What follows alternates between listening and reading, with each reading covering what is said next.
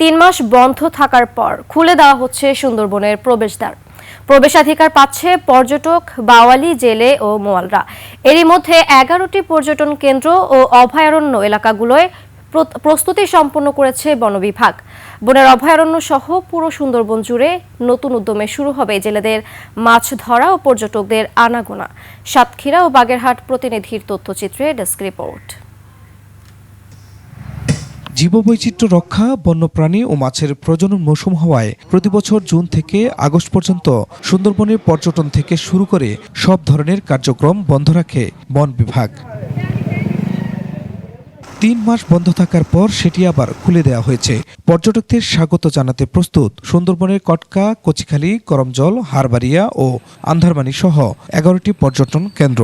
আমরা আশাবাদ ব্যক্ত করছি যে গত বছরের তুলনায় এবার আমাদের পর্যটক আরও বাড়বে এবং এখানে সকল ধরনের নিরাপত্তা রয়েছে। পর্যটকদের স্বাচ্ছন্দ্যে ভ্রমণের জন্য প্রস্তুত বোট মালিকরাও। এবার পর্যটকদের সংখ্যা বাড়ার আশাও তাদের। আমাদের এই সময়গুলো আমরা মানুষের সাথে খুব ভালোভাবে ঘুরাই বেড়াই, আনন্দ পাই। ব্যস্ত সময় পার করতে হচ্ছে আমাদের। আমরা 3 মাস পরে একটু ভাড়া পাবো, সুন্দরবনে পর্যটক নিয়ে যাব। দীর্ঘদিন পর বনে যাওয়ার সুযোগ পাওয়ায় খুশি বনের উপর নির্ভরশীল মোয়াল, জেলে ও বাওয়ালি। এখন আমাকে 5 মিনিট দেবে, আমরা সুন্দরবনে যাব, আমরা সেপ্টেম্বর মাছ ধরবো।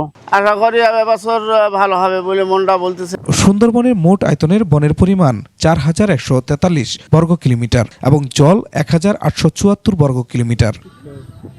Khurshid Alam, desk report, 21 television.